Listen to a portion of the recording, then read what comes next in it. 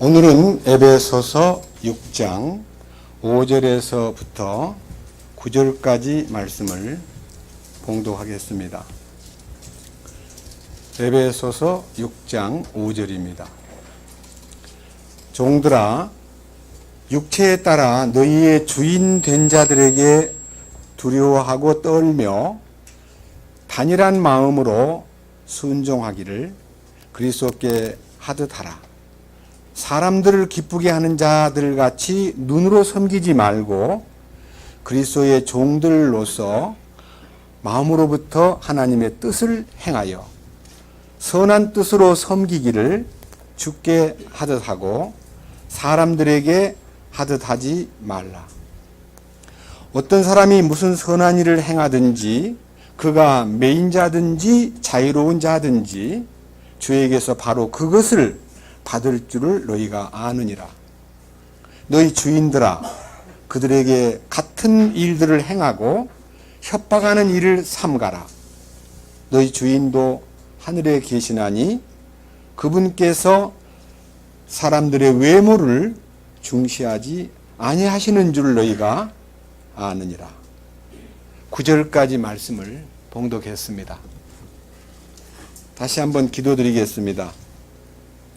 살아계셔서 인간의 생사화복을 주장하시는 주님, 오늘 또 이 에베소 6장에 기록된 말씀이 우리가 문자로 되었지만 이 말씀이 우리에게 하나님의 음성으로 레마로 우리에게 전달되고 우리의 심령이 이 말씀으로 인해서 역동적인 반응을 하고 주님 앞에 충성되고 신실한 자로 우리의 일생을 다 드릴 수 있도록 이끄시옵소서.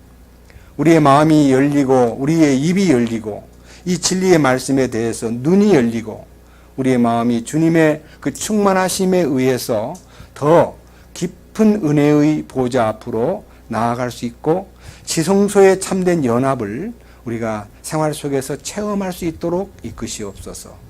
우리 주 예수 그리스도의 이름으로 기도드렸습니다. 아멘. 조금 전에 읽은 이 성경 말씀을 통해서 에베소에 나타나 있는 이 놀라운 부요에 대해서 우리가 지금 오늘은 6번째 강좌인데요.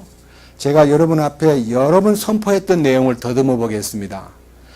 5장 18절에 보면 오직 성령으로 충만하라는 말씀이 제가 32번째 강좌 때 말씀을 올렸습니다. 성령의 충만은 우리의 노력이나 헌신이나 우리의 행동으로 충만을 쟁취하는 것이 아닙니다. 주님 자신이 충만하신 분이고 주님 자신의 머리됨 속에 참으로 지체로서 몸으로 연합이 되면 그 연합이 바로 충만을 운반하는 것입니다. 연합이라 함은 십자가의 죽으심에 연합하고 그의 부활에 연합하고 그의 승천에 연합하고 그리고 여기 마지막 주님의 충만하심에 연합되는 것입니다. 그 결과로 인해서 부부 사이의 윤리가 22절 이하에서 열리는데 부부관계가 그냥 해결되는 것입니다. 여러분, 부부관계라는 것은 사랑과 복종으로 이루어지는데 남편은 사랑도 안 하면서 여자에게 복종만 요구하고 또 여자는 복종하려고 하지도 않으면서 당신이 사랑 없다는 것만 막 타다고 이렇게 원망하면요, 그 가정은 깨져버리는 것입니다. 제가 여러 번 말씀드렸습니다. 한국이 이 세계에서 이혼율이 사실은 OECD 국가에서 3번째라고 말씀을 드렸습니다. 그리고 47%가 넘는다는 얘기를 최근에 통계에서 보았습니다. 100가정이 출발했는데 47가정이 이혼을 합니다. 이혼의 원인은 가장 큰 원인이 성격 차이라고 말하면서 부부관계라고 얘기했습니다. 무지에 의해서 그냥 막무가내로 자기 욕망만 채우고 자기 욕심만 발휘하려고 그러니까 상대방을 배려해주고 상대방을 사랑으로 이렇게 끌어주질 않고 욕심만 발휘하고 섬겨주기만 바라다 보니까 서로가 대접받기만 바라고 서로가 주장만 하다 보니까 많이 이혼을 하게 됩니다. 이것이 우리 이 그리스도인들이 사랑을 하는데 어떻게 사랑을 해야 되는가에 대해서 세상에서는 가르쳐주지 않습니다. 그래서 우리는 솔직히 말해서 부부가 되기 전에 어떻게 사랑해야 되고 어떻게 가정을 이끌어야 된다는 교육을 받은 적이 없습니다. 그런데 오직 성경만 부부의 사랑은 이렇게 하는 거다 라고 가르쳐 주셨고, 이대로만 하면 절대로 뭐 이혼을 하거나 슬픈 가정을 이루거나 그 일로 인해서 자녀들에게 피해를 주는 일이 없다는 것을 저는 자신 있게 선포할 수 있습니다. 여기 내용 가운데서요, 5장 25절에 남편들아 너희 아내 사랑하기를 그리스도께서 교회를 사랑하사 교회를 위하여 자신을 주신 것 같이 하라. 예수님이 우리를 위해서, 이 인류를 위해서 자기 몸을 버리셨습니다. 그 희생이 사랑의 근원이고 그 사랑이 가정생활에 그대로 적용만 되면 부부관계가 완전하고 원만하게 되는 것입니다. 우리가 예수 믿는다고 하면서도 왜 부부관계가 안 좋습니까? 주님의 마음을 갖고 그를 대하고 주님이 나를 위해서 희생하신 그 놀라운 희생을 아내에게 나타낸다면 껄끄럽게 될 일이 없다는 것입니다. 두 번째 26절, 이것은 그분께서, 그리스도께서 말씀을 통해 물로 씻음으로 교회를 거룩히 구별하고 정결하게 하려 하심이요. 이 문제가 오늘날 교회 가운데 빠져 있기 때문에 신앙생활이 속죄받았다는 거 하나만 믿고 정결하게 되는 양심의 변화, 혼의 변화, 인격적 변화, 옛사람이 해결되고 새사람을 입는 놀라운 십자가와의 연합을 통한 하나님의 새 변화의 역사를 경험하지 못했으므로 정결하게 되는 것과 성화되는 것을 망각하고, 인간은 죄덩어리이기 때문에 어쩔 수 없이 죄를 지을 수밖에 없다라고 숙명적으로 죄를 지을 수밖에 없다고 받아들임으로써 죄 짓는 일을 그냥 너무 쉽게 넘어가는 것입니다.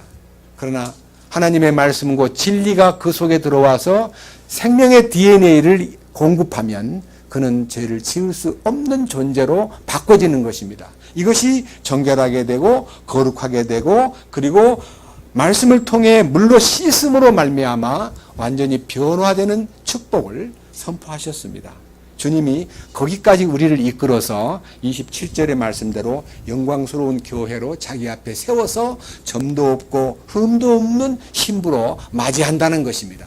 우리 주님께서 우리를 그렇게 계획하고 계시기 때문에 우리는 주님 앞에 설 때 내가 이 부족한 이 여자가 어떻게 정결한 처녀로 설 수 있을까라고 걱정할 필요가 없습니다. 그분 안에는 모든 축복이 허락되어 있습니다.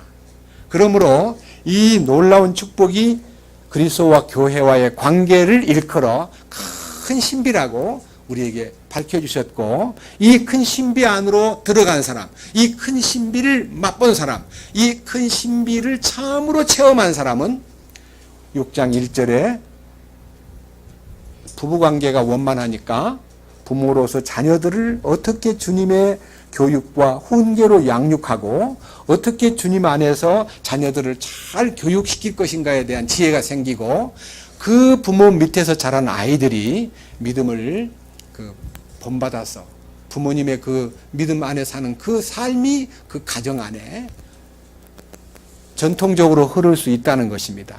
저는 이 부분에 대해서 여러분들이 과거에 살아오면서 이 큰 축복, 물로 씻어 말씀으로 정결케 되는 이 체험을 못했던 시절에 결혼하면서 아이들한테 제대로 못 가르치고 남편과 아내에게 제대로 정말 사랑으로 대해주지 못했던 과거를 참으로 안타깝게 생각하고 마음속에서 눈물을 흘린다면 주님 앞에 남은 생애라도 이 부분에 대해서 정말 진실로 못다한 이 일들을 내 삶 속에서 주님 나타내 주시옵소서라고 간구해야 됩니다.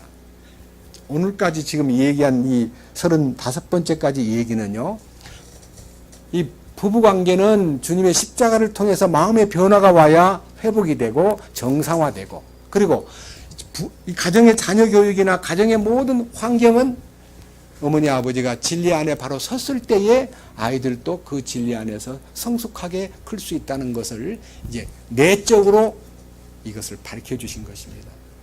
오늘은요, 5절 이하에서 종과 주인과의 관계를 얘기하고 있습니다. 저는 이 주인과 종과의 관계를 얘기하는데 이것은 사회생활입니다. 이것은 인간관계입니다. 이것은 직장 생활에서 늘 부딪히는 문제입니다.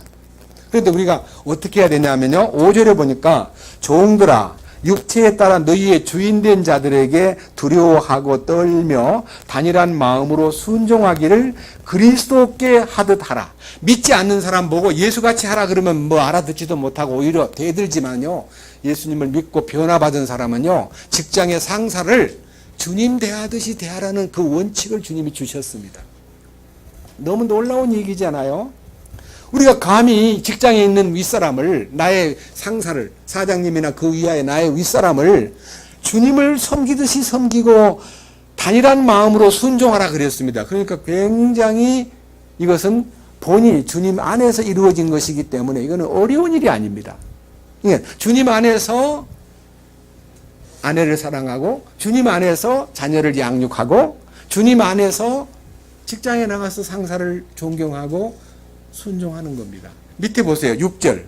사람들을 기쁘게 하는 자들과 같이 눈으로 섬기지 말고 그리스도의 종들로서 마음으로부터 하나님의 뜻을 행하여 선한 뜻으로 섬기기를 주님에게 하듯 하고 사람들에게 하듯 하지 말라. 예수님을 모를 때는요. 눈가림만 하고요. 눈가림. 여러분 우리가 이제 심지어는 교회 나가는 것도요. 지난 주일날 교회 갔다 왔어. 그러면 눈도장 받으러 갔다 왔어. 사람한테 눈도장 받으러 갔다 왔다는 얘기가 상당히 많이, 눈도장이라는 말은 그 교회 목사님이나 유명한 분의 눈에 내가 도장 하나 딱 찍고 왔구나. 그래 인정받으려고 갔다는 얘기입니다.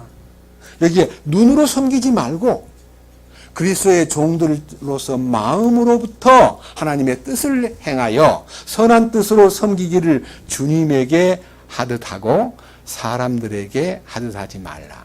너무 놀라운 이 사회의 상하관계, 인간관계에서 가장 중요한 이 그리스도인의 사회성을 이렇게 아름답게, 이렇게 정말 자상하게 말씀해 주신 것이 세상에 어디 있습니까? 그 다음 밑에 보십시오. 8절 이유가 있습니다. 어떤 사람이 무슨 선한 일을 행하든지 그가 매인자든지 자유로운 자든지 주에게서 바로 그것을 받을 줄을 너희가 아느니라. 여기에 매인자라는 것은 종의 위치를 말하고 자유로운 자라는 말은 고용주 혹은 주인의 위치를 얘기합니다. 그러니까요. 윗사람이든 아랫사람이든 그 행동을 주님이 다 나중에 보상한다는 것입니다. 어떤 방법으로 보상하느냐? 안 믿는 사람은 행한 대로 벌을 주지만요. 믿는 사람은 행한 대로 반드시 상속유업에 관련된 복을 준다고. 이 편지와 비슷한 시기에 쓴 골로새 3장을 하나 보겠습니다. 이 부분을 읽으면요. 지금 에베소 6장 8절에 있는 말씀을 쉽게 이해할 수가 있습니다.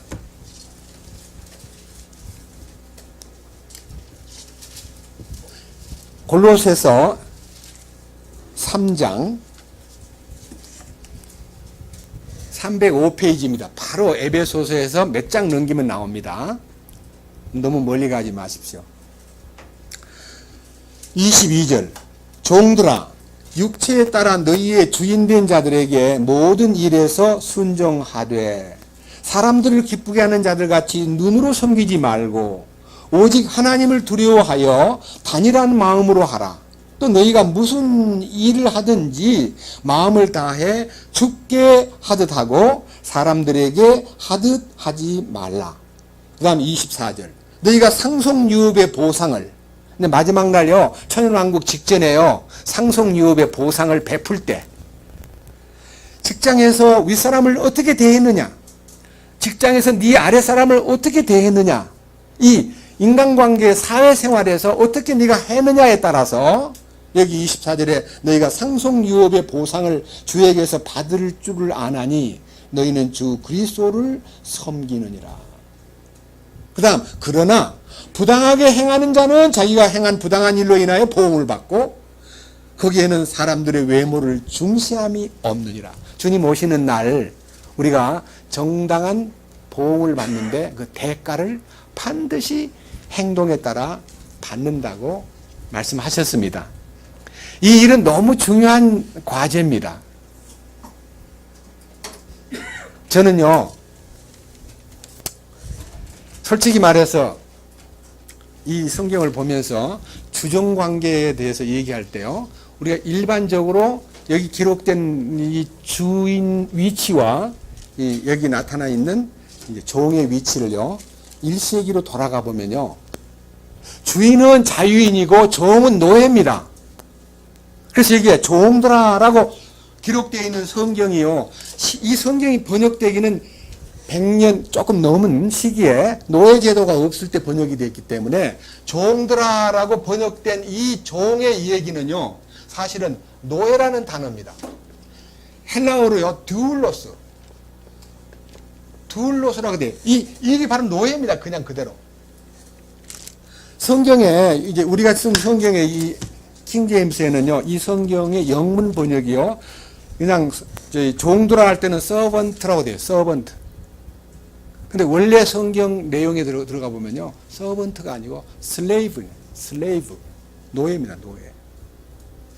사실은요, 이 종들하고 표시한 것은 이 시대가 노예가 없기 때문에 이 말을 못 이해할까봐 종으로만 표현했지, 실제는 노예예요, 노예. 제가 역사책을 들다 보니까요, 이 성경이 기록될 당시 로마 제국 안에 노예가 몇 명 있었냐면요, 6천만 명이 있어요. 6천만 명. 깜짝 놀랄 일입니다. 6천만 명. 그러면 자유인이 얼마나 되느냐? 요 노예의 4분의 2에 해당되는 숫자라 그랬습니다. 여러분, 6천만 명의 노예가 살던 때에 이 편지가 기록되었습니다.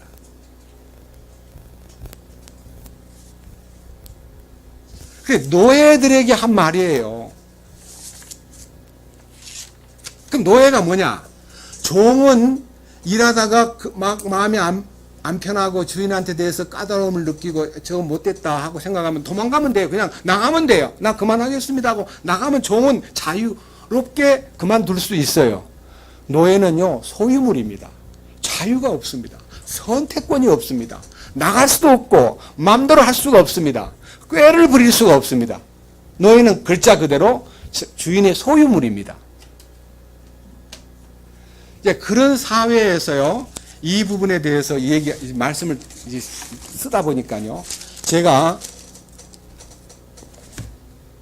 무릎을 꿇었습니다. 아, 이건 주인과 종 사이의 얘기보다도 더 기묘한 얘기를 해야 되겠구나. 더 깊은 얘기가 있다. 우리는 누구냐? 나는 누구냐? 나는 노예거든요. 저는 이제 이 얘기를 놓고 사회관계를 얘기하려고 보니까 제가 먼저 걸리는 거예요. 너는 누구냐? 여러분, 이제 우리가 성경에서 우리가 누군가를 봅시다. 그러면 느낌이 딱 옵니다. 내가 노예였구나. 아니, 내가 과거에 어떤 노예였구나. 근데 지금은 노예에서 해방됐다고 끝나는 게 아니라 다시 노예가 돼야 됩니다. 로마서 6장을 보겠습니다.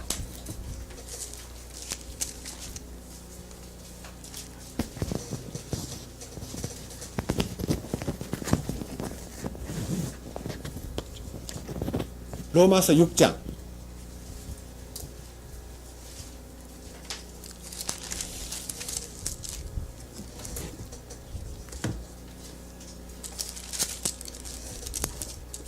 (16절입니다)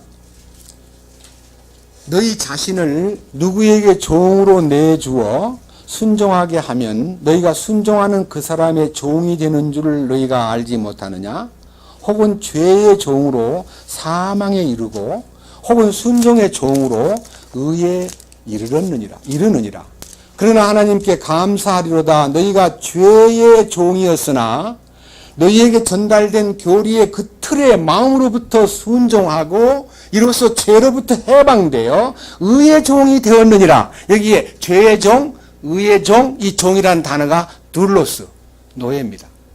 그럼 우리는 원래 무슨 종이냐면 사탄의 종입니다. 죄를 지을 수밖에 없는 사탄의 노예입니다. 그런데요, 너무 놀라운 얘기가 있습니다. 내가 사탄의 종이고 죄의 종인데 나를 구원하기 위해서 예수님이 이 땅에 노예로 오신 거예요.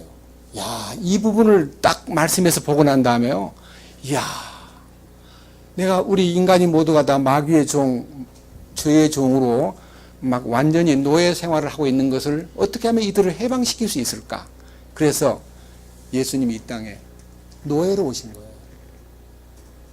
그 말씀을 보는 순간에요, 사회에 관련된 이 얘기는 좀 이렇게 제껴놓고 노예로서의 내 신분을 해방시키기 위해서 역사하신 주님의 마음이요, 막 이렇게 밀려오는데 너무 감격스러워서 정말 가슴을 좀 조이면서 무릎을 꿇었습니다. 빌립보서 2장 보겠습니다. 빌립보서 2장.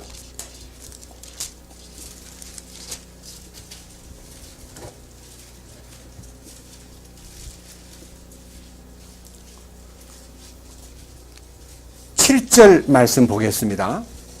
우리 주님께서 스스로 무명한 자가 되사, 그러니까 예수님이 이 땅에 오실 때요, 지금 유대인들이 왜 예수를 안 믿느냐? 예수님 다윗의 후손이 아니라는 거예요. 남자가 다윗의 자손으로서 예수님을 낳아야 그 메시아가 되는데, 예수님은 남자도 없이 여자가, 그 사람 유대 지파에 속한 사람은 맞기는 맞는데 예수님 남자 없이 낳기 때문에 메시아가 아니라는 거예요. 그런데 예수님이 이 땅에 오실 때 스스로 무명한 자가 되사 자기 위에 종의 형체를 취하시고, 종의 형체란 말이 종이 슬레이브 폼, 종의 모양으로 나타나시고 그 말이에요. 종의 모양으로 자기가 입어서 사람들의 모습으로 나타나사 사람의 모양으로 오셔서 자기를 낮추시고 죽기까지 순종하셨으니, 이 종은요 죽기까지 순종해야 될 의무가 있습니다. 이 노예이기 때문에. 십자가에 죽는 것은 그분이 노예로서 십자가에 나아간 겁니다. 왜? 노예로 살고 있는 인간을 노예의 위치에서 풀어주기 위해서 그분이 죄짐을 다, 노예가 지고 있는 죄짐을 다 맡으셔가지고 가장 낮은 지옥까지 가셔서 자기가 그 죄를 풀어놓고 사흘 후에 부활하심으로써 우리를 의의 종, 부활의 능력 안에 우리를 포함시킴으로써 우리가 의의 종이 되었다는 것입니다. 그러니까 로마서 6장에 있는 죄의 종이었던 너희를 하나님이 이 교리의 틀에 너희가 순종해야 한다. 교리의 틀이 뭡니까? 주님이 우리를 구원시키기 위한 어떤 장치를 얘기합니다. 그 장치가 십자가의 능력입니다. 그 십자가의 능력을 우리가 진정으로 받아들일 때 우리로 하여금 죄에서 완전히 해방되고 의의 종이 되는 길을 열어주신 것입니다.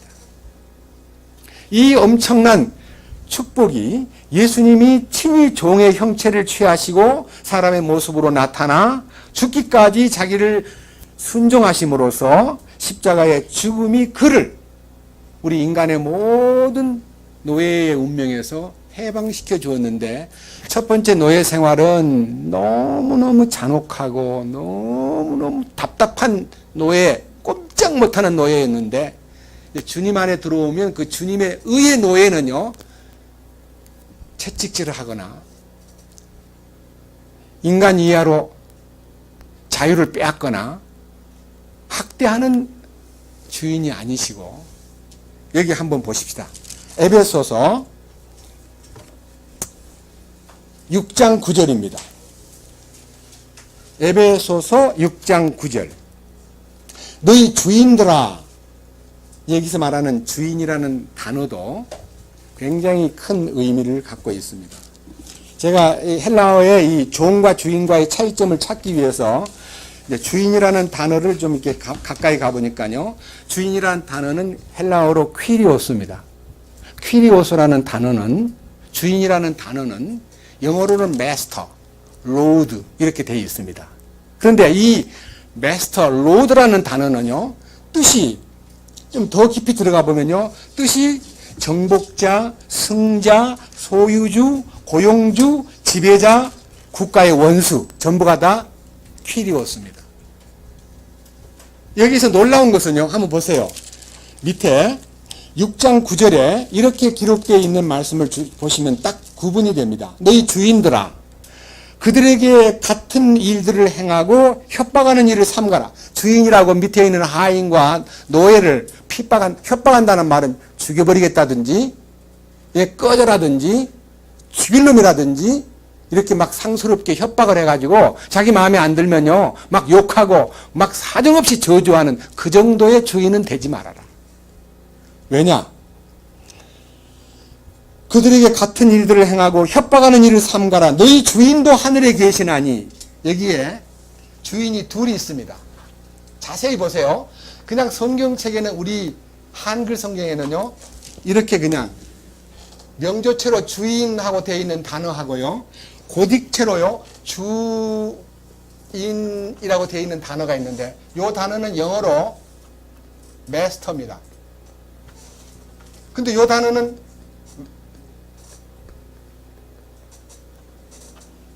보통 주인이고요. 이 단어는 주인 중에 주인입니다. 그러니까 이 단어는 하나님에게만 붙이는 단어입니다. 이 단어는 정복자요, 소유주요, 군주요, 통치주요, 지배자입니다. 이 주인이 야 이 주인들아 네가 주인이라고 떠들지 말고 하늘에 너의 주인이 있다는 것을 알아라. 네가 땅에서 주인이라고 떠드는데 하늘에는 너의 주인이 있다는 것을 잊지 말거라. 이렇게 주님을 알면 이 주인이 함부로 밑에 있는 하인에게나 노예에게 협박을 하거나 학대를 하거나 나쁜 방법으로 대할 수가 없습니다. 그러니까 우리가요 진정으로 주님을 알고 나면요 우리는 계급에 의해서 사람을 좌지우지하거나 계급에 의해서 사람을 협박하거나 계급에 의해서 우리가 어떤 위세를 떨치는 것이 아니라는 것입니다. 그러니까 우리가요 이 말씀을 읽으면요 1세기 일어난 노예 해방 얘기를 한번 해보겠습니다. 저는요 노예 해방에 대한 기록을요 백과사전에 찾아보니까요 노예 해방이 1863년 지금으로부터 152년 전 에이브라함 링컨이 미국의 16대 대통령 에이브라함 링컨이 남북전쟁 도중에 노예 해방을 선언했습니다. 이유는요 그 당시 미국 안에 노예가 400만 명 있었습니다. 미국 안에 400만 명 노예가 있었어요. 많죠. 예? 1863년 그러니까 152년 전 노예가 등록된 노예만 그러니까 노예로 알려진 노예 아닌 흑인들도 있긴 했지만요. 노예가 400만 명쯤 됐고요. 주로 노예가 어디 있으면 남부에 있는 목화 농장, 예? 옥수수 농장, 사탕수수 농장, 농장에 막 노예를 수십 명씩 노예를 부려먹으면서 노예를 팔기도 하고 사기도 하고 하는데요. 노예 장사꾼들이 유럽에서 많은 사람 끌고 와가지고 막 노예를 팔아먹는데 북쪽에 있는 공업지역은 노예가 별로 없어도 되는데 남쪽에는 노예가 일을 많이 하다 보니까 이 노예 제도에 대한 의견 차이 때문에 남북전쟁이 터졌어요. 남북전쟁이 미국의 남북전쟁이 1861년도부터 1865년까지요. 5년 동안 일어났는데 1863년 전쟁 중도에 노예 해방을 선포하고요. 실행은 금방 되지는 않았지만요. 이건 대단한 반대를 당하면서 승리를 해야 됩니다. 그래서 북군이 승리를 함으로써 북군이 이제 정부군이고 남쪽 군대는 반대하던 많은 연방 국가들이었는데 완전히 북쪽의 에이브라함 링컨 군인이 승리함으로써 63년에 선포되었던 노예 선언, 해방 선언문이 65년도부터 실행이 되기 시작했습니다. 무조건 놓아줍니다. 놔주고 국가에서 노예를 놓아주는 그에 대한 각종 주인들한테 보상을 해주면서 노예를 이제 자유롭게 어디든지 가서 그냥 일할 수 있고 그만두고 싶으면 그만둘 수 있는 자유의 종이 되도록 했습니다. 그때부터 노예라는 단어를 노예를 아무데나 쓴다면 엄청난 국가에서 벌을 줌으로써 지금도 21세기 닥친 미국은 지금도 만약 노예를 하나라도 쓴다면 그 노예의 법이 152년 동안 미국이 살아있는 한 그 법은 살아있기 때문에 노예를 부려먹으면 엄청난 국가에서 형사적 벌을 줍니다. 노예 제도는 이제 존속할 수가 없습니다. 그런 의미에서 우리가 성경을 읽을 때 노예라는 단어에 대해서 많이 빠져 있기 때문에 성경을 번역할 때도 참으로 노예라는 단어를 대부분 빼버리고 종들아, 종 이렇게 붙임으로써 우리는 예사롭게 뭐 하인을 얘기하겠지 그러는데 원래 뜻은 하인이 아닙니다. 노예입니다. 자 보세요. 로마서 1장 1절입니다. 사도 바울이 로마에 보내는 편지에 자기 신분을 밝힐 때에 이렇게 얘기합니다. 1장 1절 서론의 가장 첫 번째 얘기에 예수 그리스도의 종 바울은 여기에서 말하는 종이 둘로스, 나는 예수님의 노예입니다 라고 고백을 했습니다. 바울은 자기가 예수님의 노예라는 거예요. 번역을 종으로 붙였지 단어는 노예입니다. 바울만 그런 거 아닙니다. 베드로후서 1장 보십시다. 베드로후서 1장 1절입니다.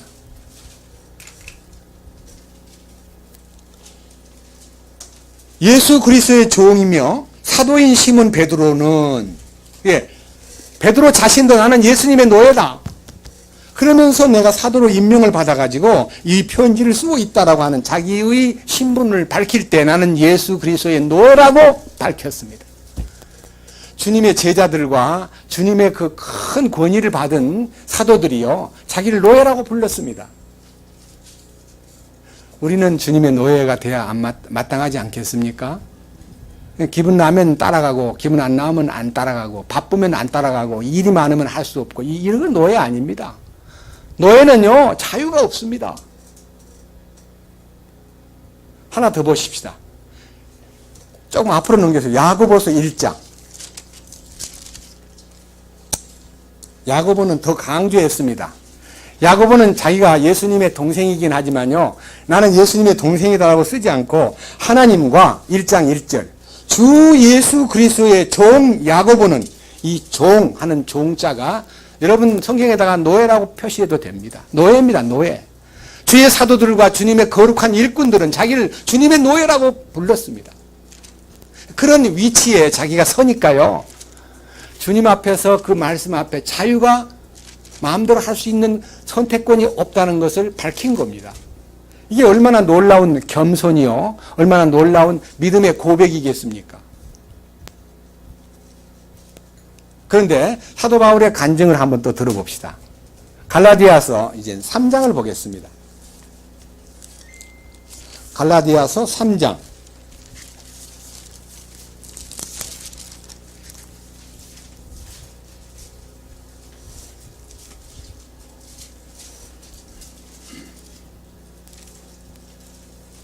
26절입니다. 너희가 다 그리스도 예수님을 믿는 믿음으로 말미암아 하나님의 아이들이 되었나니 너희 중에서 그리스도 안으로 침례를 받은 자는 다 그리스도로 옷 입었느니라. 여기에서 놀라운 얘기는요, 그리스도를 믿고 그리스도의 죽음 안에 연합된 사람이 침례를 받는데 그리스도 안으로 침례를 받은 자는 그리스도를 옷 입게 됨으로써 28절 거기에는 그리스도를 옷 입은 자는 유대인이든 그리스인이든 차별이 없고 매인자든 자유로운 자든 차별이 없고, 여기서 매인자는 노예를 말합니다. 예? 노예와 자유인이 차별이 없는 노예 해방이 예수 그리스도 안에서 선포되었습니다. 이 1세기에 일어난 사건입니다. 그리고 뿐만 아니라 여자와 남자 사이에도 다 그리스도 예수님 안에서 하나라고 하는 이 대원칙을 세워줌으로써 우리는 거기에서 부부 사이에 남녀 차별 혹은 때로는 인간관계에서 계급사회의 차별, 때로는 유대인과 이방인 사이의 민족적 차별을 다 허물어 버렸습니다. 이게 바로 성령께서 우리의 이 생명을 변화시키면요, 계급이 저절로 이렇게 무너집니다. 여러분, 그냥 우리가 계급을 내가 무너뜨려 가지고 형제 오늘부터 좀 맘먹읍시다, 교수님 오늘부터 좀 형제니까 저하고 같이 형제로 지냅시다, 이렇게 건방을 떨라는 말 아닙니다. 요한 1서를 보면 사도 요한이 교회에 보낸 편지 가운데 나의 어린 자녀들아, 사랑하는 자들아, 형제들아, 그리고 젊은이들아, 아버지들아, 이렇게 여러 계층으로 편지를 보내는 내용이 뭐냐면요, 이 정말 놀라운 이 부분을요 풀어주기 위해서 역할한 겁니다.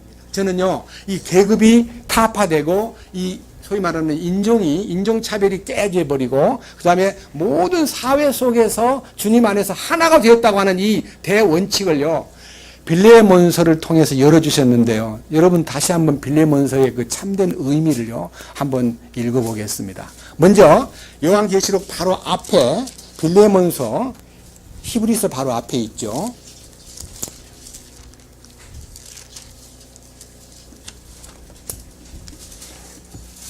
이 빌레몬서를요, 이제 우리가 이제 읽으면서 이 옥중서신 중에 마지막 옥중서신인데 똑같이 옥중에서 쓴 편지입니다. 그런데 이 편지를 보면서 제가 은혜 받은 것이요, 1장 1절에서부터 3절까지가요, 굉장히 놀라운 신비가 들어 있습니다. 무슨 신비냐? 자, 1절. 예수 그리스도의 갇힌 자 된 바울과 우리 형제 디모데는 우리가 극진히 사랑하는 자요, 동료 일꾼인 빌레몬과 우리가 사랑하는 아비아와 우리의 동료 군사 아키포와 내 집에 있는 교회에 편지하노니. 여기 이름이 세 사람 이름이 나와요. 바울은 디모데와 함께 이 편지를 같이 쓰고 있는데요. 자기는 지금 감옥에 갇혀 있는 위치에서 나는 감옥에 있다라고 쓰지 않고요, 예수 그리스도의 갇힌 자가 되었다. 나는요, 감옥에 있는 게 아니라 그리스도 안에 갇혀 있다. 이게 너무 놀라운 표현 아닙니까? 감옥에 살고 있는 자기가 다른 사람한테 편지를 보낼 때 나는 예수 그리스도의 갇힌 자가 되어 있다. 이게 얼마나 놀라운 간증입니까? 비록 내가 감방 안에서 자유가 없지만 나는 주님 안에 있다. 그러니까 나는 걱정할 거 없다 이거죠. 그런데 이 편지를 받는 대상은 동료 일꾼인 사랑하는 빌레몬에게 보내는 편지입니다. 왜 빌레몬에게 보내는 편지에다가 그의 아내인 아비아를 얘기하고 그의 아들인 아키포를 얘기하느냐? 여러분 좀 이상하지 않아요? 편지를 보낼 때 받을 사람이 빌레몬인데, 지금 어떤 문제를 놓고 얘기할 사람이 빌레몬인데, 이 빌레몬에게만 편지를 보내면 되는데 아내 이름도 들추고 아들 이름까지 들추고 교회까지 들춘 이유가 뭘까요? 그것은 오네시모 때문입니다. 오네시모라는 사람은 빌레몬 집의 노예입니다. 오네시모는 빌레몬 집의 노예로 있다가요, 여기에 구체적인 사건의 개요는 나와 있지 않지만 그 집에서 하여튼 도망을 갔습니다. 도망을 가가지고 이제 그 집이 어디냐면 골로새 교회입니다. 지금 현재 빌레몬은 골로새 교회 출신이고 이 아키포는 골로새 교회의 아키포 집에서 모임이 골로새 교회가 모여지고 있습니다. 아키포와 그 집에 있는 교회. 그런데 사도 바울이 물론 아는 사이입니다. 골로새 교회를 드나들면서 보았던 오네시모라는 노예를 바울은 압니다. 그런데 이 오네시모가 빌레몬 집에 상당한 피해를 주고요, 도망을 나와가지고 그 먼 로마까지 왔는데 바울이 갇힌 로마에, 그때는 로마가 62년도에 로마에 갇혔을 때는 자유로운 소위 말하는 죄수였습니다. 아직 네로 황제 앞에 재판을 받지 않았기 때문에요, 조금 이제 행동이 그렇게 막 완전히 그냥 쇠고랑이 차고 막 그 철장 속에 들어있는 게 아니라 조금 사람 면회 오면 면회도 시켜주고요, 얘기할 수 있는 환경도 이렇게 열어주는 조금 자유로, 그렇기 때문에 편지를 쓸 수가 있었죠. 그랬는데 이 오네시모라는 사람이 사도 바울을 만나가지고 그 감옥에 같이 지내는 그 면회하는 동안에 구원을 받은 거예요. 그러니까 그가 옆에서 그냥 사도 바울을 돌보고 심부름하고 너무너무 동역자로서 정말 너무 잘하기 때문에 골로새에 있는 빌레몬에게 그냥 통지만 하고, 자네 집에 있던 노예인 오네시모가 내한테 와가지고 구원을 받고 내가 지금 데리고 지금 쓰고 있네, 구원을 받았기 때문에 자네한테 좀 입힌 피해를 자네가 좀 잘 이해하게나 하고 얼마든지 사람을 보내가지고 통보할 수가 있는데, 이렇게 편지를 썼다는 것은요, 성령님이 이 편지를 통해서 그리스도인이 노예로서 구원을 받으면 어떻게 되느냐 하는 문제를 밝혀준 정말 놀라운 혁명적인 얘기입니다. 자, 읽어보겠습니다. 8절. 그러므로 내가 그리스도 안에서 심히 담대하여 합당한 것을 내게 명할 수도 있으나 도리어 사랑으로 인해 내게 간청하노라. 나이가 많은 나 바울은 또한 지금 예수 그리스도의 갇힌 자가 되어 내가 결박 중에 낳은 나의 아들 오네시모를 위하여 내게 간청하노라. 여기에요. 8절에는 나는 네한테 명을 내릴 수 있을 만큼 입장이 그렇게 뭐 이게 간청하고 좀 도와줘 달라고 빌 사람이 아니다. 그렇지만 나는 주님 안에서 너를 존경하는 마음으로 이 빌레몬에게 내가 너한테 오네시모 때문에 간청을 드리는데 이 간청을 한번 들어보게나. 이렇게 해서 11절 그가 지나간 때에는 네게 무익하였으나 이제는 너와 네게 유익함으로. 이 오네시모라는 사람은 노예로 있다가 빌레몬에게 피해를 입히고 도망갔기 때문에 쓸모없는 인간으로 취급할 수밖에 없었지만은 그가 구원을 받고 지금 내 곁에 있는데 내가 이 자에게 너에게도 유익한 존재요 나에게도 유익한 존재라는 것을 먼저 말해주고 싶다. 그러니까 버림받은 인간인데 주님 앞에 돌아옴으로써 이제는 너에게나 나에게나 유익한 형제가 되었다. 그러므로 12절 내가 그를 다시 보내었노니 그런즉 너는 그를 받아들이라. 그는 곧 내 속 중심과 같은 자니라. 사도 바울이 내 가장 깊은 부분을 차지한 자였다. 오네시모는 내 중심의 속 생명에서 그를 아끼는 자이다. 너 그를 받아주라. 근데 지금 이 빌레몬서를 그때는 우체부가 없기 때문에요. 빌레몬서를 써가지고요. 오네시모한테다가 야, 요 편지 가지고 주인을 만나러 가거라. 이 편지를 들고 빌레몬을 찾아간 겁니다. 뒤에 한번 보세요. 끝에. 이 빌레몬서가 어떻게 된 건지 마지막 25절 끝부분에 뭐라고 되어 있습니까? 빌레몬에게 로마에서 써서 노예인 오네시모 편에 보내다 그랬죠. 오네시모가 배달부입니다. 아니 집에 사고 치고 도망 나온 노예한테다가 이거 가지고 네 주인한테 가거라. 근데 이 편지를 뜯어보겠습니까? 빌레몬이 가다가 오네시모가 편지가 봉함되어 있는 거예요. 근데 그 편지를 가지고 갔더니요. 여기 뭐라 그랬어요? 방금 얘기한요. 가만히 보세요. 11절 그가 지나간 때에는 내게 무익하였으나 이제는 나와 내게 유익함으로 내가 그를 다시 보내었노니 도망 나온 그를 너희 집으로 보내었노니 그런즉 너는 그를 받아들이라. 그는 곧 내 속 중심과 같은 자니라. 제가 이 메시지에 대해서요. 어떤 분의 주석을 보니까요. 이리 되어 있습니다. 이 당대에 주인을 해를 끼치고 도망간 노예는요. 잡히면 그냥 재판에 걸지 않고도 죽여버릴 수 있는 사람입니다. 그러니까 죽어 마땅한 사람이 편지를 들고 문 앞에 찾아온 거예요. 그래서 이렇게 말합니다. 13절 내가 그를 나와 함께 있게 하여 복음으로 인해 결박당한 나를 너 대신 섬기게 할 수 있었으나 그러니까요 구원을 받았으니까 내한테 돌려보내지 않고 내가 쓰고 싶은 사람이다. 내가 정말 진심으로 이 오네시모를 내 곁에 두고 싶었다. 14절 너의 동의 없이는 내가 아무것도 하기를 원치 아니하노니 이것은 네가 베푸는 은택이 마지못해 하는 것처럼 되지 아니하고 자진해서 하는 것처럼 되게 하려 함이라. 내가 너의 노예인 오네시모를 내가 마음대로 데리고 빌레몬에게 통보하기를 네 노예가 내한테 와서 구원을 받고 지금 나를 섬기고 있다. 그렇게 알고 있거라. 이렇게 말할 수 있지만은 그렇게 억지로 네 마음에서 씁쓸하게 우리 바울 사도께서 왜 그러시지? 왜 그 친구 참 나쁜 놈이었는데 어떻게 된 거야? 이렇게 의아해 할까봐 내가 기쁜 마음으로 가서 네 간증을 한번 들어보라. 그 뜻입니다. 보세요. 15절 그런즉 그가 잠시 떠난 것은 아마도 네가 그를 영원히 받아들이게 하려 함이니라.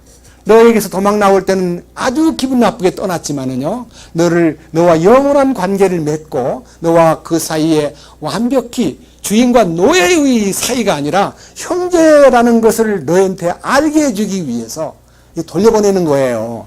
16절 이제는 노예로서가 아니요 오히려 노예 이상의 사랑하는 형제로서니라. 이제 노예로 맞이하지 마라. 그는 형제니라. 여러분 이 당대에 자유로운 주인에게 도망나간 사형받아야 마땅한 죄수가 구원을 받고 편지 한 장 들고 가서 주인한테 이게 탁 찾아갔는데 그 자는 노예가 아니다. 이제 형제다. 이렇게 말할 수 있는 때가 이게 1863년도 미국 16대 대통령 아브라함이 노예를 해방한다는 선언문을 한 것보다는 훨씬 더 서기 62년경에 이 편지를 썼기 때문에 너무 놀라운 얘기 아닙니까? 이거요, 지금 현대에 쓴 편지가 아니잖아요. 자, 16절. 이제는 종으로서가 아니요 오히려 종 이상의 사랑하는 형제로서니라. 특별히 내게 그러하거늘 하물며 네게는 육신 안에서나 주 안에서나 얼마나 더 많이 그러하랴. 내가 느끼는데 그렇게 너는 얼마나 피부로 느끼겠느냐. 네 노예가 이렇게 집을 떠나가지고 나를 만남으로써 구원을 받고 너한테 돌려보내는데 이제는 너가 맞이할 때는 형제로 맞이한다는 게 얼마나 놀라운 얘기냐. 17절. 그러므로 네가 나를 동반자로 여기거든 마치 나를 받아들이는 것 같이 그를 받아들이라. 그러니까요, 편지를 나타나는데 좀 뜨뜨름하게 보였겠죠. 어떻게 왔냐 하고 물어보니까 로마에서 사도 바울 선생님이 편지를 주셔서 가지고 왔습니다 하고 딱 내놓고 고개 푹 숙이고 앉았는데 주인이 빌레몬이 편지를 딱 보면서 얼마나 놀랬겠습니까? 예? 여기 바로 네가 나를 동반자로 여기거든 마치 나를 영접하는 것처럼 그를 영접해다오. 야, 그 다음에 마지막 얘기입니다. 18절. 만약 그가 너한테 잘못을 해가지고 손해를 끼친 것이 있다면 그 모든 것을 내 회계장부로 좀 돌려다오. 내가 책임을 질게. 너한테 손해를 끼친 물질적 어떤 보상할 문제가 있다면 내가 책임을 질게. 이렇게 할 정도로 사도 바울이 정말 섬세하게 정말 그 형제를 배려해서 노예 신분으로 했던 오네시모가요 정말 놀랍게 형제로 이렇게 등극되는 축복입니다.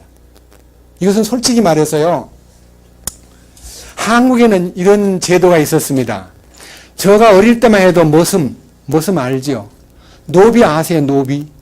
노비는 자유가 없는 종이고요. 머슴은 머슴살이 하다가 3년 하다가만 나갈 수도 있습니다.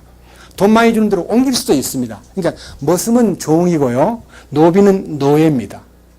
그런데요, 어떤 노비가요, 과거에 급제를 했대요. 그러니까 노비가 과거에 급제를 했는데요, 노비 신분이라고 알면 급제를 안 시킨대요. 근데 어떻게 된 건지 하여튼 급제가 된 거예요. 신분이 탁 바뀌는 거예요. 또 제 어릴 때 나쁜 직업을 가진 사람을 우리 아버지도요, 걔들하고는 사귀지 말아야 될 대상이 있는 백정놈의 아들이라 그래요. 저는 어릴 때 백정놈이 뭔가 몰랐는데 아버지 백정놈이 뭐냐 했더니요, 소나 돼지나 짐승 잡는 사람을 백정놈이라 그랬어요. 그 사람 아들들은 사귀지 말래요. 그 집에 백정놈 아들이래. 그래서요, 우리 주변에는 신분상에 사귀지 말아야 될 대상들이 우리 어릴 때도 많았습니다. 그 다음에 때로는요, 해방된 이후에 남북의 그 사상적 갈등 때문에 우리 민족의 적성으로 봐서는요, 공산주의가 딱 좋대요. 너무 게으르게, 너무너무 나태하게 일본에게 먹히고 압박당하고 한 민족이기 때문에 공산주의가 구미에 당기고요. 그 당대 지성인들은 다 공산주의를 좋아했습니다. 그랬는데 하나님께서 이 민족을 사랑하셔가지고, 물론 남북전쟁이 지나가면서 많은 이 남북한 전쟁 6.25 사변이 지나가면서 많은 사상의 이게 변절자들이요, 정북에 이제 이북 인민군이 내려왔을 때 같이 막 찬동하고 도와주고 막 만세 부르다가 또 이제 국군이 또 들어오면 또 국군 앞에 손 들고 해가지고 이 정북에 관련된 사람은 제가 기억되기로는요, 5.16 혁명 나기 직전까지는요, 연좌제라는 것이 있어가지고 북한에 동조하고 같이 빨갱이들하고 같이 연결된 사람은 공문이 될 수가 없었고 육군사관학교를 갈 수가 없었습니다. 제가 잘 아는 이웃집의 아저씨가 아버지가 그렇게 북쪽에 관련이 됐다는 것 때문에 공부 잘하는 친구가 육군사관학교를 가려고 시험을 쳤는데 1차에는 합격을 했는데 2차에 떨어졌습니다. 근데 그분이 얼마나 정부를 원망하고 막 이를 빡빡 갈면서 하는 말이 두고 보자 하면서 사상이 막 삐딱해가지고 모든 것을 부정적으로 동네를 시끄럽게 하는 그 집을 제가 알고 있습니다. 정문이라는 친구인데요. 제가 이 말을 드리는 것은요, 우리 안에도요, 너무너무 사상적으로 아주 제대로 서 있지 못했기 때문에 이 사상을 진압하고 이 사상을 안정되게 만든 힘은 교육도 아니고 다른 어떤 방공교육 이런 것도 아니고요. 성경을 깨달은 사람들이 그런 부분에서 많이 완화가 되었습니다. 5.16의 가장 큰 공로가 있다면요. 저는 솔직히 믿는 사람으로서 물론 뭐 나라를 잘 살게 만들고 뭐 여러 가지 변화를 일으킨 것에 대해서 감사하지만 제일 첫 번째 김종필과 그의 상당한 두뇌들을요. 야, 이 나라가 이렇게 가난하고 5,000년 역사라면서 이렇게 개인 1인당 소득이 50불도 안 되는 이런 비참한 국가에 잘 살 수 있는 방법을 좀 배워와라. 잘 사는 나라들한테 가가지고 왜 잘 사는가 알아오느라 하고 유럽을 보냈는데요. 각 나라를 보면 특별히 덴마크에 주의하고요. 이스라엘도 좀 주의하고 여러 가지 방법으로 주의를 기울여서 돌아다니면서 얻은 마지막 보고서의 핵심이 뭐냐? 그쪽에 가니까 믿음이 있습니다.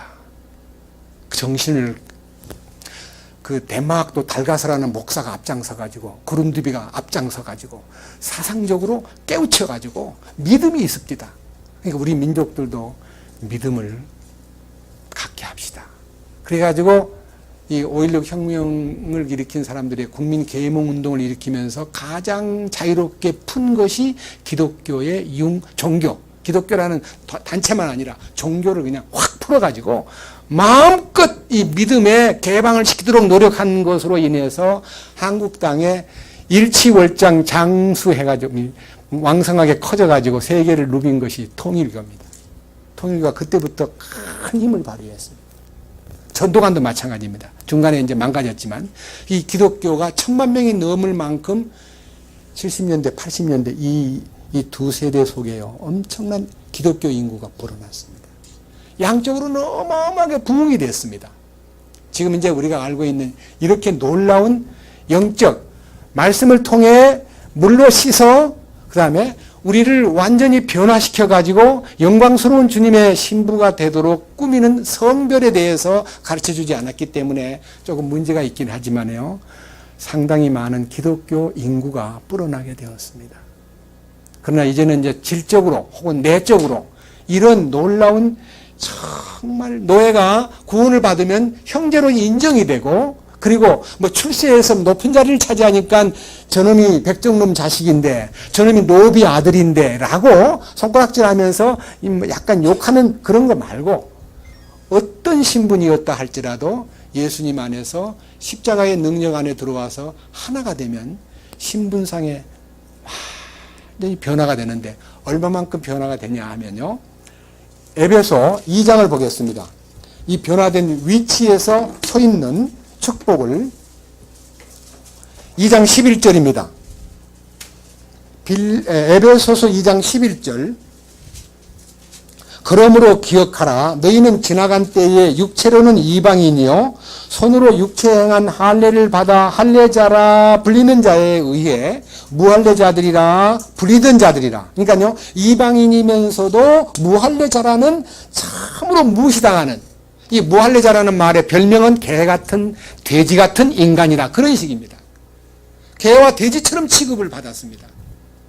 그런데 12절 그때의 너희는 그리스도 밖에 있었고 이스라엘 연방국가 밖에 있던 외인들이며 약속의 언약들에서 분리된 낯선 자요 세상에서 소망도 없고 하나님 밖에 있던 자들이었으나 하나님 밖에라는 말은요 하나님과 상관도 없는 위치에 버려져 있던 너희들이었으나 그 다음 13절 한때 멀리 떨어져 있던 너희가 이제는 그리스도 예수님 안에서 그리스도의 피로 가까워졌느니라. 그분은 우리의 화평이시니라. 그분께서 둘을 하나로 만드사 우리 사이에 중간 분리벽을 허시고 원수되게 하는 것, 즉 규례들에 수록된 명령들의 율법을 자기 육체로 없애셨으니 이것은 이 둘을 자기 안에서 하나의 새 사람으로 만들므로써 화평을 이루려 하심이요 또 십자가로 그 원수되게 하는 것을 죽이사 친히 십자가로 이 둘을 한 몸으로 하나님과 화해하게 하려 하심이라. 이 말은요, 유대인과 이방인 사이의 장벽, 그리고 인간관계에서 이방인이라는 신분 때문에 완전히 무시당하던 그 인간을 예수님의 피를 통해서 씻고 예수님의 그 피의 능력으로 연합을 시켜서 한 세 사람, 그것이 교회입니다. 한 세 사람 안에 일원이 되게 하였다. 그 일로 인해서, 자, 여기요, 19절. 그러므로 이제 너희는 더 이상 낯선 자도 아니고 외국인도 아니고 오직 성도들과 더불어 동료 시민이요 하나님의 집안에 속한 자들이며, 그러니까요, 하늘 왕국의 동료 시민이 되고 하나님의 가족의 일원이 되었다는 것입니다.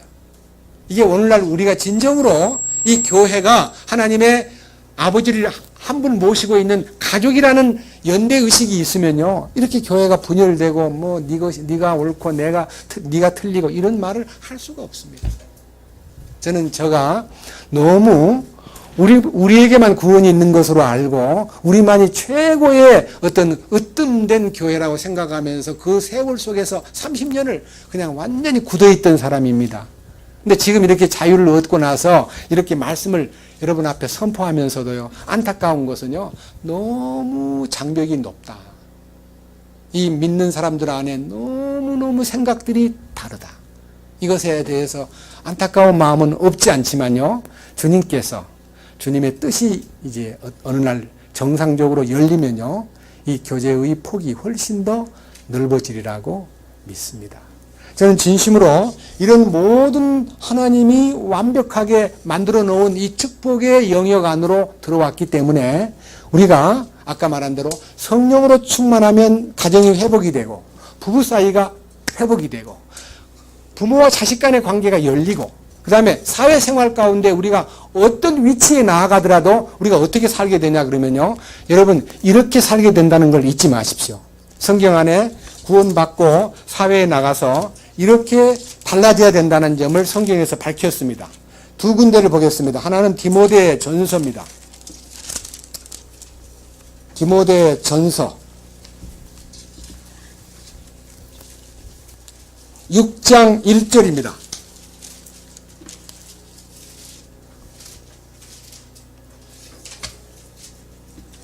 1세기는 노예제도가 있고 그 당시에는 구원받은 노예들이 있었기 때문에 이렇게 말씀했습니다.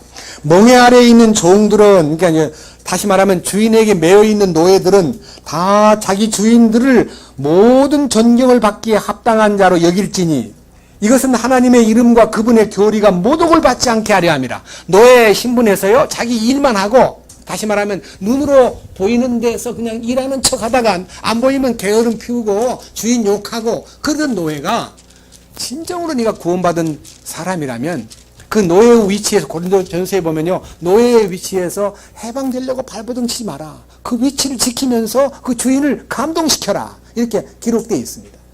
자, 밑에 보세요.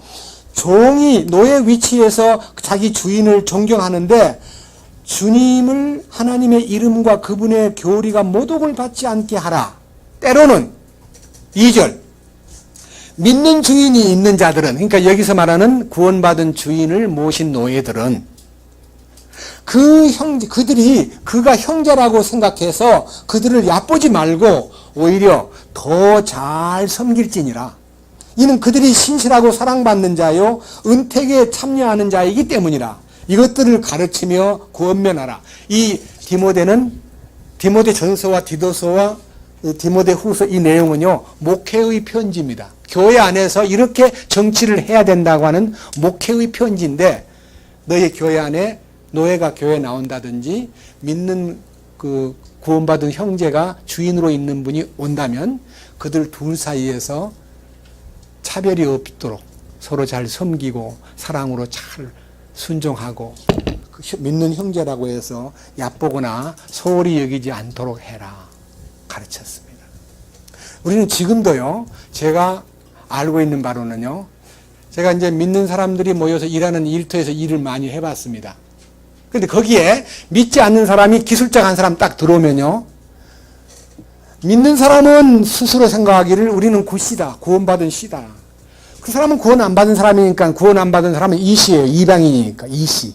그래서 구원 안 받은 이방인이 아무리 상관이라도요, 우습게 보고 인정을 안 해주고요, 말로는 겉으로는 뭐라 지시를 내리면, 예, 알았습니다 해놓고 뒤에 돌아서 가지고, 별것 다 봤네. 지가 뭔데. 이렇게 하면서 깔보고 약간 융합이 안 되는 모습들을 많이 봤습니다. 우리는 잘못 배운 겁니다. 또 하나 보십시다. 베드로 전서.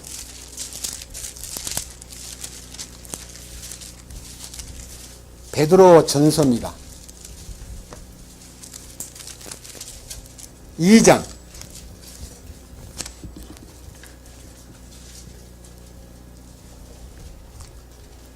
18절입니다. 종들아, 여기도 마찬가지입니다. 노예들아, 그 말입니다. 모든 두려움으로 너희 주인들에게 복종하되 선하고 부드러운 자들에게 뿐만 아니라 까다로운 자들에게도 그리하라. 여러분, 주인이 아주 까다롭게 굴고 아주 못되게 굴어도 너는 그 주인을 섬겨라. 이것이 그리스도인이 지켜야 될 정당한 길입니다. 19절, 사람이 부당한 일을 당하고도 하나님을 의식함으로 고통을 견디면 이것은 감사할 일이나. 그렇습니다. 부당한 대우를 받고요, 부당하게 막 주인이 나를 나쁘게 대해줄지라도 주님께 제가 너무 어려움 당하는 것을 보고 계시죠. 제 이 억울한 사연을 주님 들어주십시오 하고 주님에게 기도로 그것을 올리면 문제가 풀리는 건데요, 주인을 원망하고 바깥에 나와서 주인을 욕하고 불평하고 그런 생활은 그리스도인으로서는 하지 않아야 된다 하는 것입니다. 이유는 간단합니다. 여기 2장 9절에 그러나 너희는 선정된 세대요 왕가의 제사장이요 거룩한 민족이요 특별한 백성이니 이것은 너희를 어두움에서 불러내어 자신의 놀라운 빛으로 들어가게 하신 분께 대한 찬양을 너희가 전하게 하려 하심이라. 너희가 지나간 때에는 백성이 아니었으나 이제는 하나님의 백성이요 긍휼을 얻지 못하였으나 이제는 긍휼을 얻었느니라. 이 놀라운 사건 때문에 우리는 모든 주인 위에 계신 하늘의 상전을 우리는 알고 있고요, 땅의 상전을 모실 때는 하늘의 상전을 모시는 것처럼 생각하고 그를 대하라는 겁니다. 그리고 하늘의 상전을 믿는 주인은 나에게 하늘의 주인이 계심을 믿고 내 밑에 있는 사람을 종으로 다루지 말고 하늘의 상전 밑에 있는 똑같은 형제라고 생각하고 그를 대우하라고 가르쳤습니다. 이것이요, 사회생활에 있어서 굉장히 중요한 몫입니다. 저는 어릴 때부터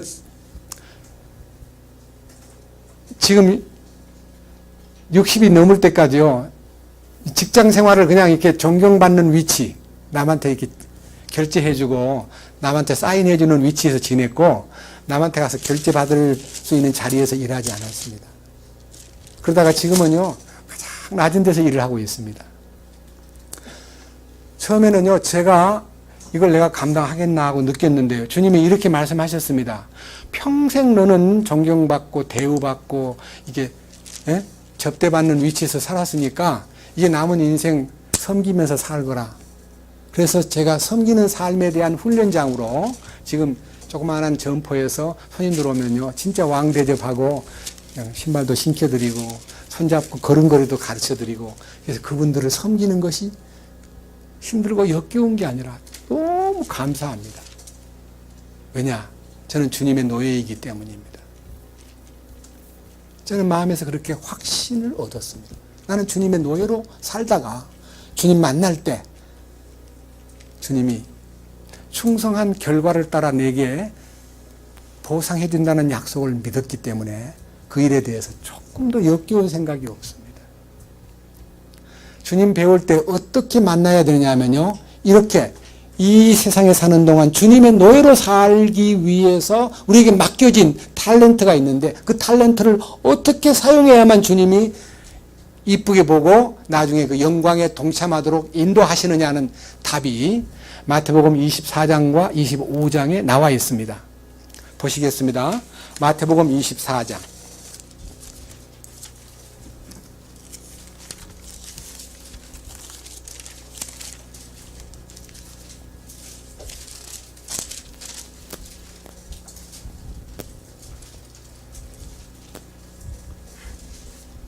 42절입니다.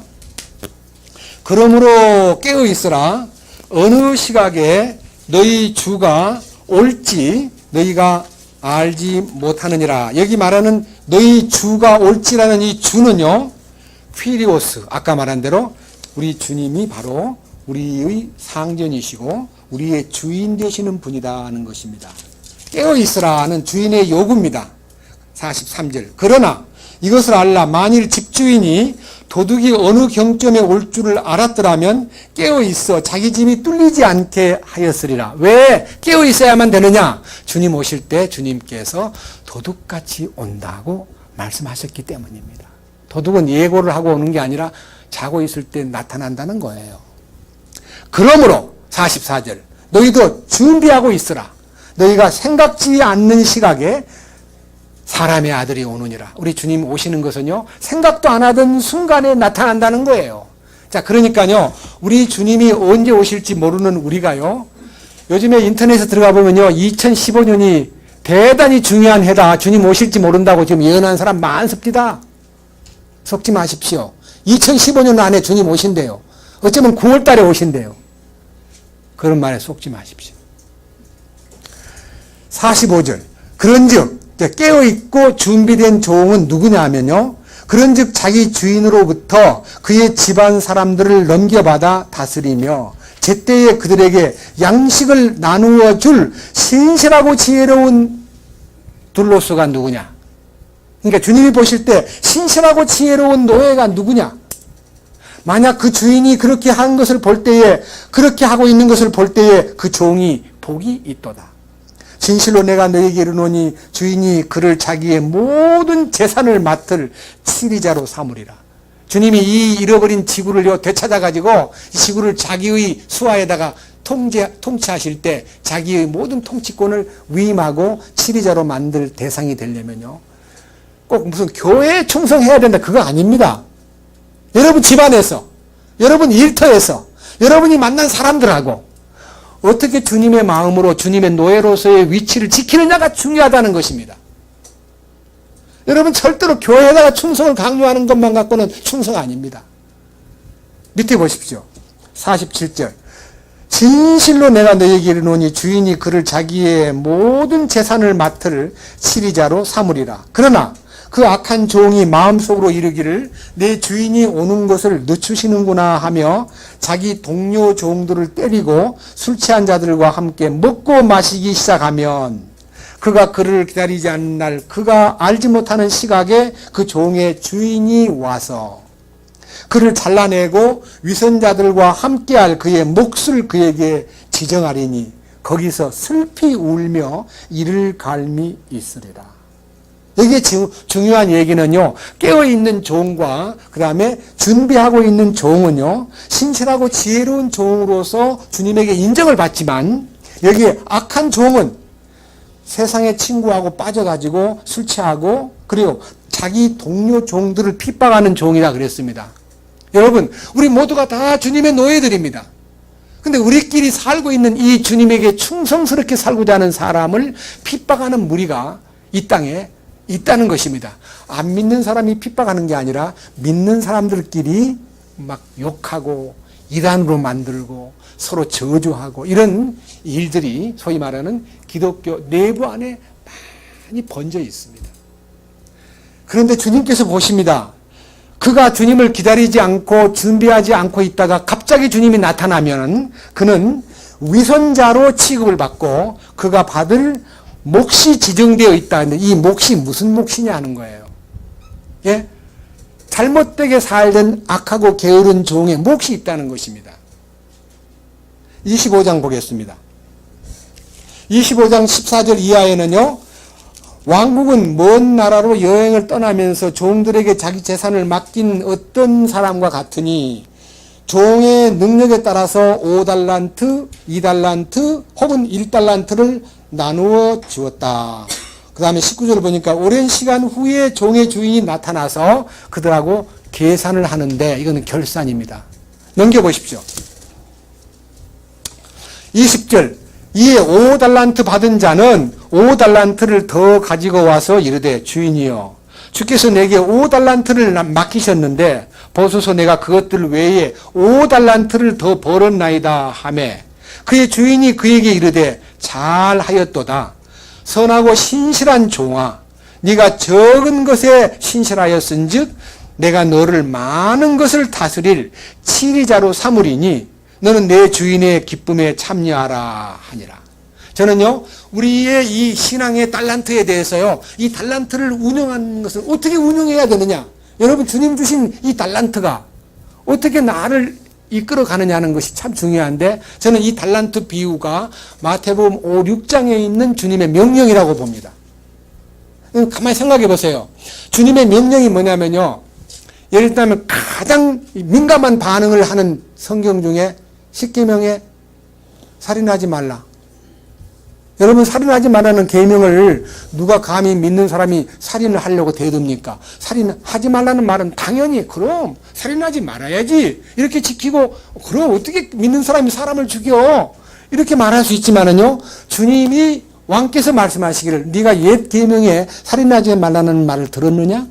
나는 너에게 이르노니 형제에게 노하는 자마다 심판을 받게 되고 형제를 나가라고 욕설하는 자는 공회에 잡히게 되고 미련한 놈이라고 말하는 사람은 지옥불의 위험에 처하게 된다 그랬습니다. 이 말이 뭔 말이냐? 사람을 죽이지 말라는 말은 옛 계명이고 그리스도 안에 있는 새 계명은 네 형제에게 성을 내거나 형제를 무시하거나 형제한테 욕설을 해서는 안 된다.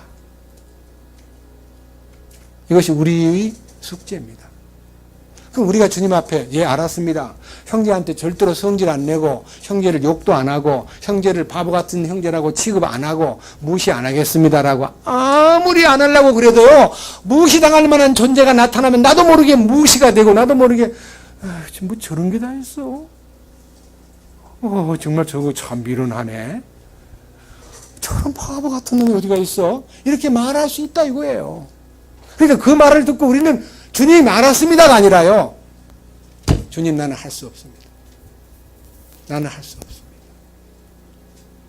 이것이 주님이 할 수 없다는 것을 안 사람, 아무든지 나를 따라오려거든 자기를 부인하고 자기 십자가를 지고 나를 따르라 하신 주님의 명령은요, 십자가 안에 들어가는 길이 바로 해결책이요, 십자가 안에 들어가서 주님의 죽으심에 연합하는 것이 그 계명이 이루어지는 주님의 방법이다 이거예요.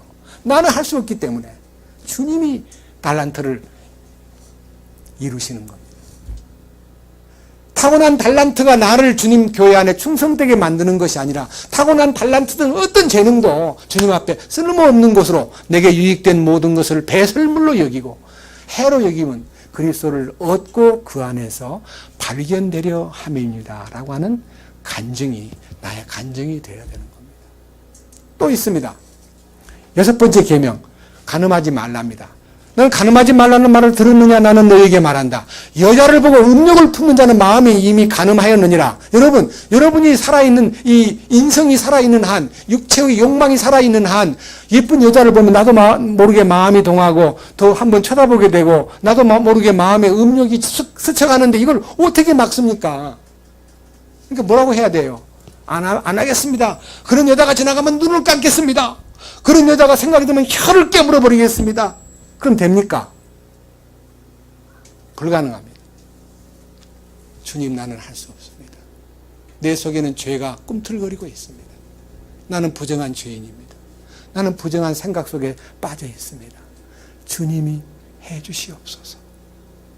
그래서 그 길도 십자가 안에 주님의 죽으심에 들어갈 때 그 음욕이 갈라디아 5장 25절에 그리스도 예수께 속한 사람들은 그 육체와 함께 그 정과 욕심을 십자가에 못 박으라 하고 명령하지 않았습니다. 뭐라 그랬어요? 못 박혔느니라. 끝난 거예요. 주여, 알았습니다. 나는 할 수 없습니다. 그래서 찬송가에도 있잖아요. 육체의 정욕을 이길 힘은 보혈의 능력, 주의 보혈.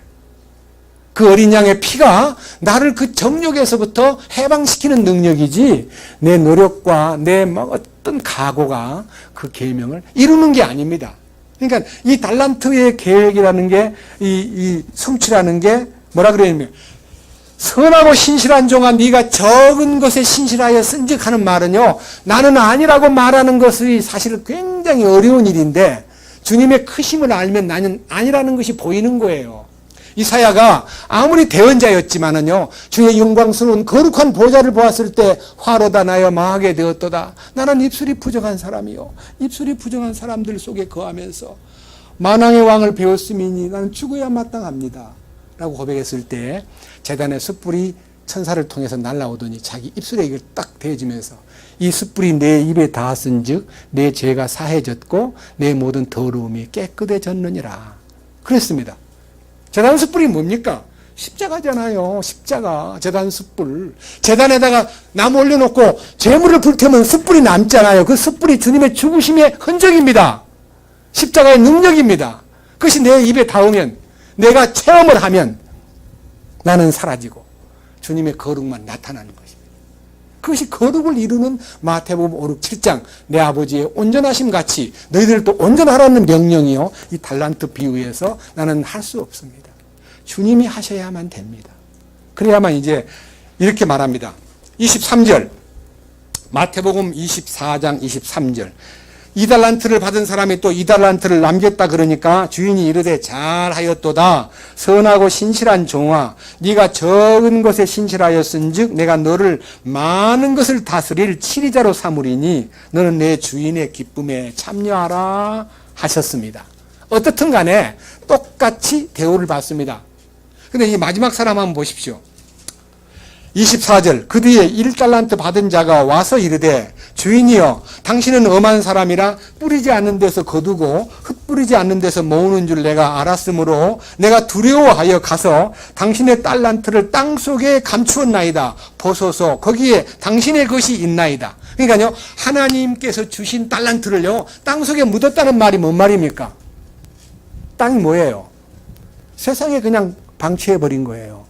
그리고 자기는 그냥 주님의 이끄심을 받지 않고요 혼자 산 거예요. 그 대답은 간단합니다. 자, 26절 그의 주인이 그에게 이르되 이 악하고 게으른 종아 너는 내가 뿌리지 않는 데서 거두고 흩뿌리지 않는 데서 모으는 줄 알았으니 그러므로 네가 내 돈을 돈 바꾸는 자에게 맡겨서 내가 올 때에 이자와 함께 내 것을 받게 했어야 함이 마땅하도다. 그런즉 그에게서 그 달란트를 빼앗아 10달란트 가진 자에게 주라. 있는 자마다 받아서 풍성하게 될 터이나 없는 자는 자기에게 있는 것도 빼앗기리라. 여러분, 1달란트 갖고 있다가 빼앗긴 사람이 안 믿는 사람입니까? 믿는 사람이잖아요. 근데 이 성경을 유대인에게 국한된 얘기라고 이 성경을 해석함으로써 우리는 이 성경이 나와는 별로 관계가 없다고 생각합니다. 이 마태복음이 유대복음 맞습니다. 그러나 유대인을 하나님의 노예로 삼아가지고 이방 땅에 이 복음을 전하기 위해서 사복음서 가운데 가장 교회라는 단어가 많이 나오는 성경이 마태복음 성경입니다. 마태복음 16장 내가 이반석 위에 내 교회를 세우리니, 마태복음 18장 형제가 죄를 범하거든 1대1로 말하고 말을 안 들으면 두세 증인에게 말하고 그 말도 안 들으면 교회에게 말하고 교회의 말도 듣지 않거든 이방인과 세리와 같이 여겨라. 교회의 권위를 얘기했습니다. 마태복음 28장 19절 이하에 하늘과 땅의 모든 권세를 내게 주셨으니 너희는 가서 모든 족속으로 제자를 삼아 아버지와 아들과 성령의 이름으로 침례를 주고 내가 너희에게 분부한 모든 것을 가르쳐 지키게 하라. 유대 민족에게 지상 복음 전파에 대한 명령을 주었습니다. 이 명령을 받은 사람은 이 명령이 자기들 것으로 국한되지 않고 이 명령이 모든 교회 가운데 다 설명해야 될 과제입니다. 나 혼자만 받아가지고 나 혼자만 꾹꾹 삼키고 나 혼자만 누리는 게 아니라 이 가르침을 그들에게 열어줘야 됩니다. 그러잖아요. 히브리서의 내용이 히브리인에게 보낸 편지라 해서 히브리서의 모세 얘기든 뭐 다니엘 얘기든 여러 선진들의 얘기가 나와 아무 관계가 없단 말입니까? 그렇잖아요. 히브리인에게 보낸 편지이면 틀림없지만 히브리인을 통해서 모든 교회에게 이것을 알려라는 거예요.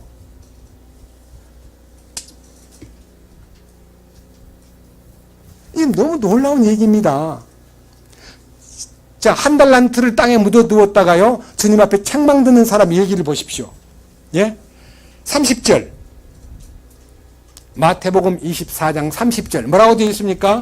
너희는 이 무익한 종을 바깥 어두움 속에 내 던지라. 거기서 슬피 울며 이를 갈미 있으리라. 그러니까 이 사람을요 지옥 보낸 걸로 생각합니다. 어떻게 믿는 사람을 지옥 보냅니까? 하나님이 자기 자식을 어떻게 지옥 보내요? 여기에 대해서 여러분 눈을 떼야 됩니다. 이가 무익한 종과 이 게으른 종이 악한 종이 어디로 가느냐? 바깥 어둠이 어디냐? 이것에 대한 깊은 기도가 필요합니다. 왜 거기서 이를 갈면서 슬피 웁니까? 이건 굉장히 중요한 얘기입니다. 제가요 이 부분에 대해서 말씀을 강조하는 것은 우리는 모두가 다 주님의 노예들입니다. 근데 제가요 이제 너무 이제 설교를 좀 제한하려고 시간을 좀 제한하려고 마음으로 기도하고 있기 때문에 한 가지 얘기만 하겠습니다.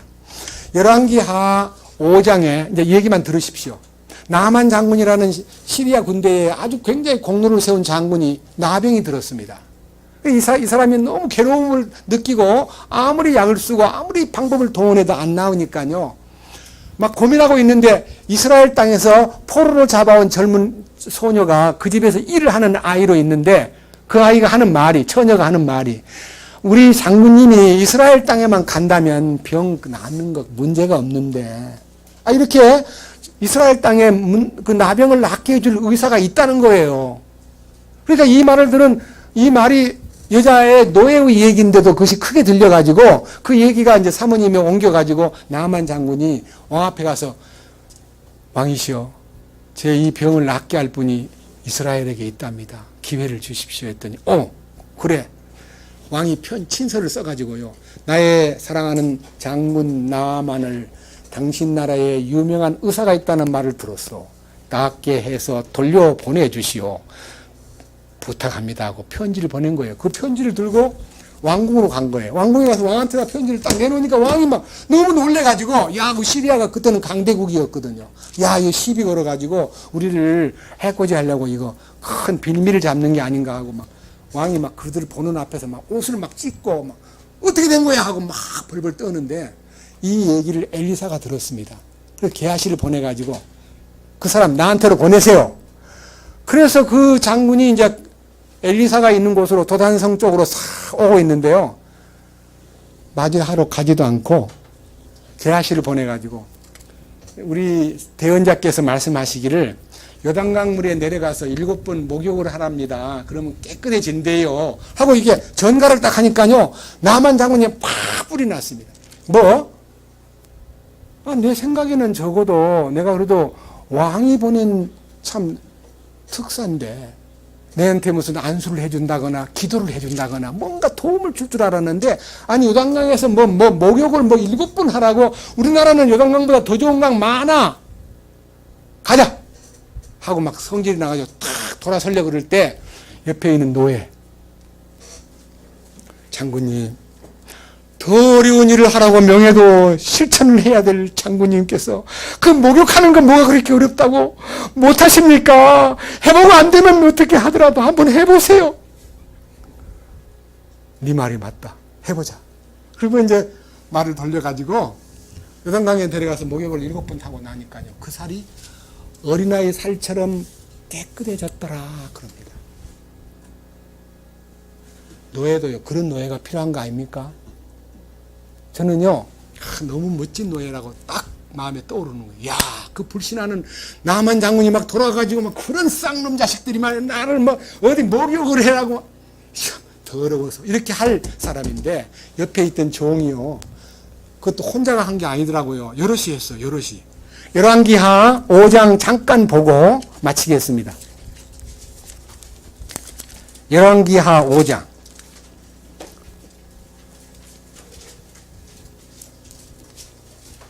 8절입니다. 484쪽입니다.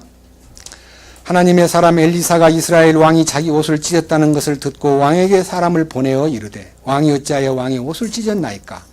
이제 그 사람을 내게로 오게 하소서. 그가 이스라엘 안에 대언자 있음을 알리이다 하니라. 이에 나아만이 자기의 말들과 병거를 거느리고 와서 엘리사의 진문에 서니 엘리사가 사자를 그에게 보내어 이르되 가서 요르단 속에 7번 씻으라. 그리하면 네 살이 다시 나와 네가 정결하게 되리라 하니라. 그러나 나아만이 노하여 물러가며 이르되 보라, 나는 그가 분명히 내게로 나와 서서 주 자기 하나님의 이름을 부르고 그 부위를 손으로 쳐서 나병 환자를 회복시킬 줄로 생각하였도다. 다마스쿠스의 아바나와 바르발강이 이스라엘의 모든 물보다 낫지 아니하냐.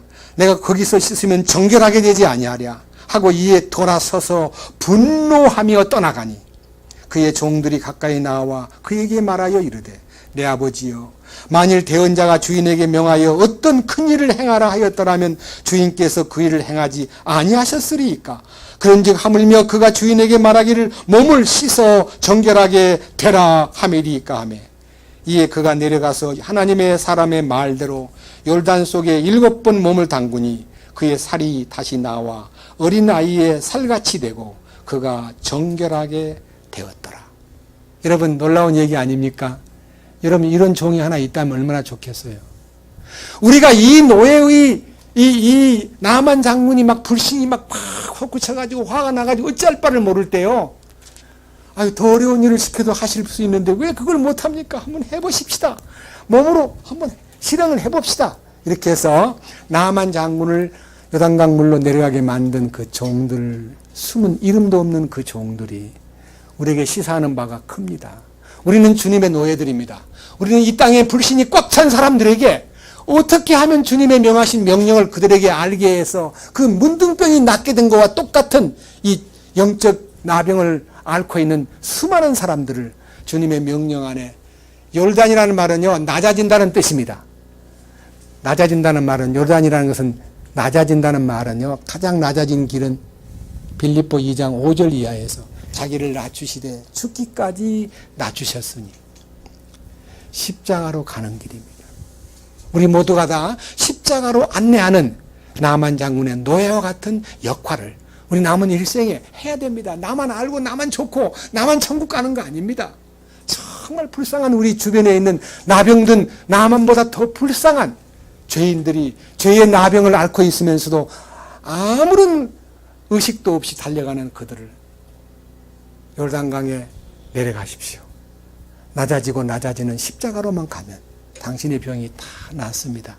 라고 말해줄 수 있는 노예가 되기를 주님의 이름으로 간청합니다. 주님 감사합니다. 오늘도 종들의 역할과 주인들의 역할에 대해 생각하다 보니 주님이 우리의 진정한 주인이시고 왕이시고 통치자이심을 믿습니다. 우리는 주님 마귀의 노예로 살다가 주님의 노예가 되었는데 이 노예는 의의 노예라 하셨습니다. 우리가 의의 노예로서 우리의 남은 일생 정말 나만 장군의 그 교만한 마음과 그 화가 나서 어찌할 바를 모르는 그 생각에 사로잡힌 마음을 요르단강으로 내려가게 만들고 충고했던 그 노예들처럼 우리도 우리의 사명이, 주님께서 주신 그 거룩한 사명이 이 땅에 남아있는 기간 동안 죄악의 물결에 휩쓸려 가고 나병보다 더 무서운 죄의 병에 걸려서 멸망으로 가는 그들을 주님의 십자가 안으로 인도하는 일에 우리가 쓰임받기를 주께 간구합니다. 이 일을 위해서 우리가 더욱더 주님 안에서 매진하기를 원합니다. 이끌어 주옵소서. 우리 주 예수 그리스도의 이름으로 기도드렸습니다. 아멘.